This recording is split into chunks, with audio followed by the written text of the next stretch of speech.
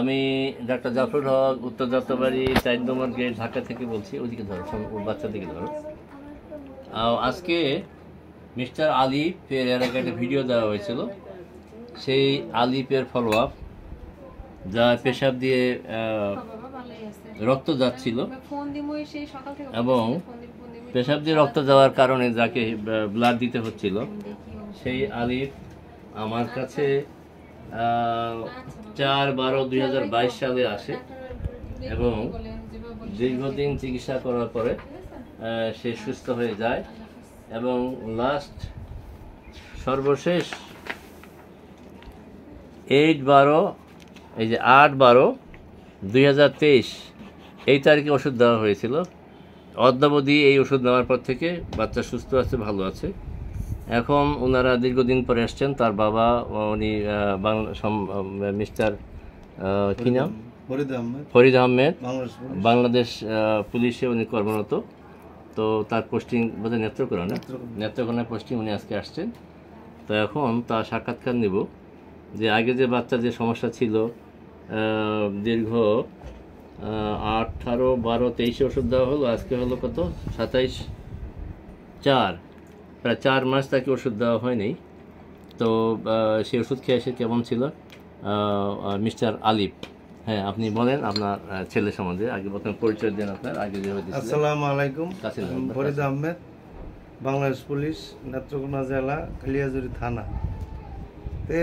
এই ছেলে আজকে 4 মাস ধরে, এর আগে ওষুধ নিতাম নিয়মিত প্রতি মাসে। তারপর ওই কিছু এই বাড়িতে যাওয়া বা বাসা পাল্টানো, এদিক সেদিকে 4 মাস সময় অতিবাহিত হয়।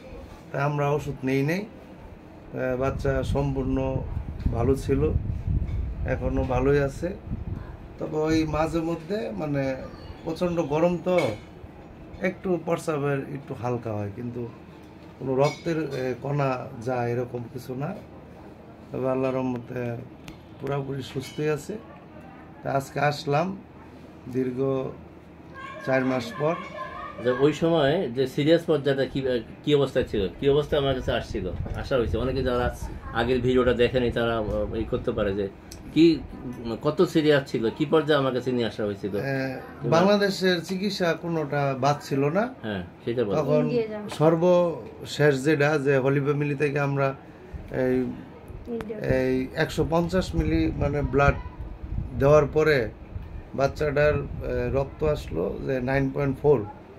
তখন আমরা ওই পিজি হসপিটাল, তারপরে কিডনিতে আমরা ভর্তি ছিলাম। পরে বলছিল যে বায়োপসি করার জন্য, আর না হলে আপনি এই চেন্নাইতে চলে যান। তাহলে আমরা এই বাচ্চার এনওসি থেকে শুরু করে আমার এই বাংলাদেশ পুলিশের প্রধানের কাছে আমি এনওসি দিয়ে মানে পাসপোর্ট সব কিছু করাবো, এরকম সব কিছু ওকে করছি। যে আমরা এখানে তো আর কোনো চিকিৎসা নাই বা পাচ্ছি না, ডক্টর মোটামুটি বলে দিছিল যে আপনি দেখেন। তারপর আমরা চেন্নাইতে যাব। হঠাৎ করে আমার এক ছোট ভাই মানে খোকন, ও আমারে বললো যে ভাই ব্যাপার, কোথায় চাকরি করে? ও এই পিজি হসপিটালে আছে, বঙ্গবন্ধু মেডিকেলে। আচ্ছা আচ্ছা। তারপর ওনার কথায় তারপর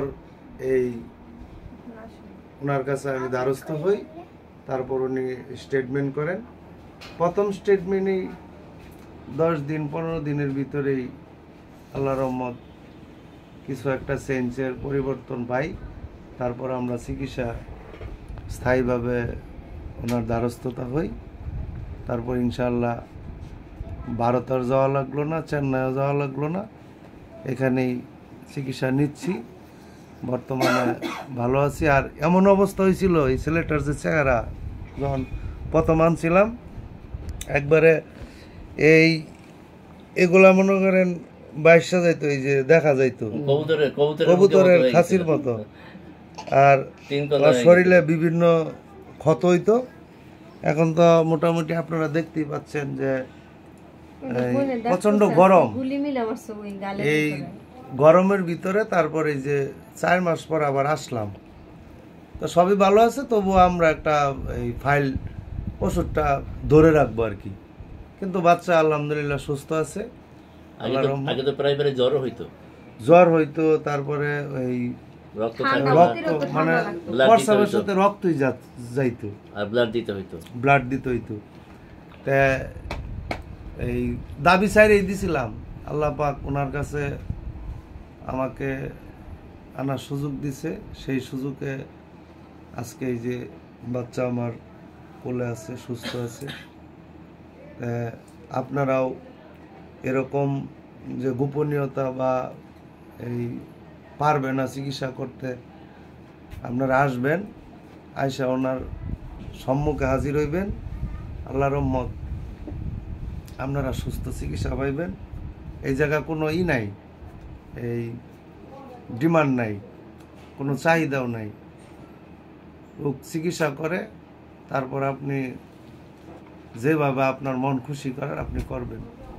কোনো অন্য কোনো কিছু হয় না। যেমন মেডিকেলে যাওয়ার পর আপনার 50,000 টাকা দিলে ভর্তি হবে, তাহলে হবে না। আর এখানে দেখা গেছে যে এমনও শত শত রুগী মানে ফ্রি চিকিৎসায় তারা যাচ্ছে। আমিও মোটামুটি একদম ফ্রি চিকিৎসায়, কি দিছি না দিছি জানি না, তবে এখনো কিছু দিতেই পারিনি।